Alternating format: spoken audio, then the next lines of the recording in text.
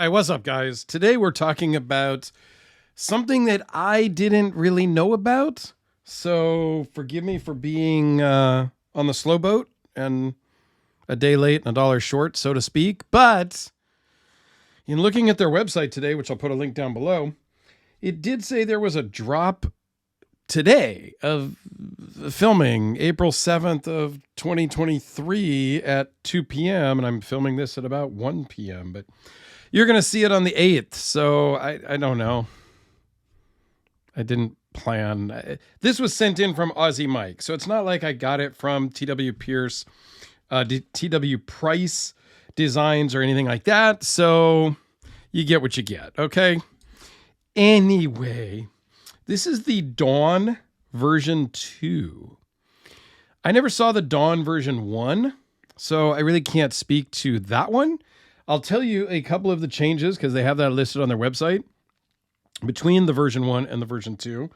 Here is the certificate of authenticity. It comes with a wax seal on the back, and here's a little bit of information if it focuses. Very cool packaging. I like how they have a little cutout for the clip and everything too. Very nice. Very cool. Standard cardboard box. You know I'm into the packaging at some level. I appreciate that more than just a Ziploc bag. Here you go. So, all right, let's get into this. This is designed in the U.S. and built by Best Tech overseas. So, yeah, it is what it is. If that's not your thing, well, then click off and go watch one of my other videos. But since you're already here, just hang out.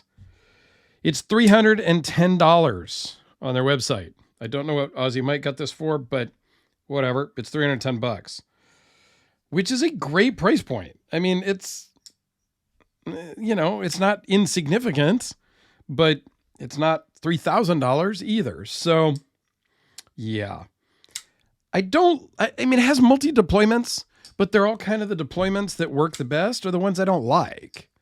I hate front flippers, although it works fine. I hate reverse flicking, but it works fine. And you can thumb it, but sometimes the detent is a little light for the thumb. And so unless you're intentional, you'll sometimes kind of misfire. So that's just my experience. If I really think about it and I'm like, okay, I'm going to thumb it, it works fine. I wish it was either a flipper or a thumb stud. If this had a thumb stud, I'd be pretty stoked about it because that's more my jam than the front flipper, reverse flicking, spidey flick, whatever you want to call it, nonsense. But that's just me. Okay. So $310. This one is bead blasted blue anodized scales. It's 4 1/4 inches closed, and I went from the top of the flipper tab to the bottom. 7.5 overall, 3.3 inch blade with a 2.92 inch cutting edge. They reference it as a 3 inch cutting edge on their website. Okay, whatever. 0.012 behind the edge, so it's very thin behind the edge. It is M390, a very nice hand-rubbed, full flat grind M390. Yeah, they did this really well. It's got a few fingerprints, marks on there, whatever. Let me give it a wipey wipe and see if that helps or not. Sometimes it does. Sometimes it still has some lines on it. But so I like the way that it's kind of bead blasted here in the fuller. Got the TW logo there, and that's it. That's the only markings on the knife. Really nice milling pattern. Really nice pocket clip. You can get replacement pocket clips for different colors if you like. That also will come with different pivot collars, so you can mix it up and dress it up the way you like. It is an inset liner lock, which I know a few of you, that is your favorite style of lock. And it has some really deep milled weight-saving things. Deep pockets, if you will. Runs on bearings. Weighs in at 3.6 ounces. So a couple of the differences between version 1 and version 2. They went with the inset liner lock. I believe the original was just a liner lock. The scales are a little bit thicker to compensate for having that inset liner lock, but to combat the weight, they made deeper pockets. So kind of, I don't know if it's the same overall weight or not, but that's what you get. They also added a detent ball ramp, which helps you in your closing and just the way it rides and fires. That'll make a difference. And then they added more jimping. So on the version, this isn't a lot of jimping to begin with. So I'm not sure how much they had in the first ones, because that's not a lot. And it's really, I mean, I guess you could do some jimping up on top where the swedge is, because really where my thumb lands here, there is no jimping. You can choke up. This is a very small finger choil for small people, not guys with big meat hooks of hands like mine, and mine aren't even that big. So if you truly have big hands, don't try the finger choil. Overall, though, it's a really nice looking knife. I like how under the pocket clip, there is no milling. It's just a flat pad, which eases the in and out of the pocket. So this works really well on the pocket, and overall is a really nice knife. And for $310, that is a deal. I mean, I know that sounds like a lot. It's certainly more than the Kubi at $50 on Amazon, $50 on Amazon. Absolutely more than that. Not saying that this is a budget knife. It's in the affordable range, I think I would call it. It is a little more than your Spyderco Delica, which is okay.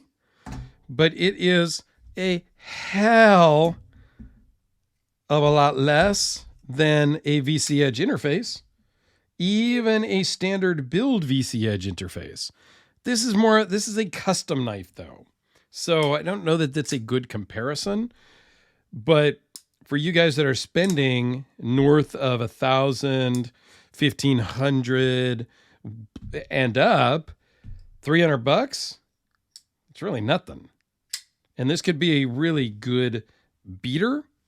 It's kind of reminds me a lot of the Holt Spectre with its milling. Obviously the Holt Spectre is drop shut, crazy, action and all of that. This isn't that, but this is a really good overall EDC knife.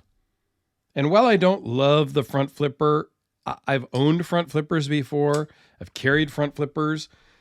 To me, that's not a deal breaker. I would just prefer a thumb stud, but being how I can successfully deploy this with my thumb, yeah, it's not bad. The blade is done really well. The geometry is great. It's great blade shape. And this is going to do really good work as an EDC for most things. It's a little smaller than I normally carry at like 3¼ inch blade. I'm in that 3.5, 375 inch blades typically, but it's more of just a mental thing. 3-inch blade is going to cut everything you need it to cut. Heck, if we really want to be honest, the Delica at its even shorter blade is going to do every EDC task that you could throw at it. These are not hard use things. And again, we don't even know what hard use means. That's a whole different video. Maybe I'm going to, I'll do a community post with like a poll of what hard use means. Because I don't know. I think, yeah, like I said, that's a different video. I'm not sure we can really quantify hard use. Everybody just says, hey, if you're going to do hard use, you need a fixed blade. Okay, what's hard use? Nobody really can tell me what hard use is. They just tell me that you'll know, or like, I don't know. Anyway, don't love that term. So let's move on from that. And yeah, what else do you want to see? Oh, wait, you can't tell me. So I'm talking to myself. Here it is with the Sharpie. I already did some other comparisons. How about the D cell and AA batteries, as well as a AAA Olight. There you go, guys. I will put a link to their website down below. I'm guessing there's a drop and you can buy these today at the time I'm filming it. So like just the day before you are seeing this for the first time. So I don't know, go check it out. And Aussie Mike, thank you very much. I think this is the last knife I have of yours. I can box them up and get them shipped down under. So you'll see them soon. Thanks, buddy.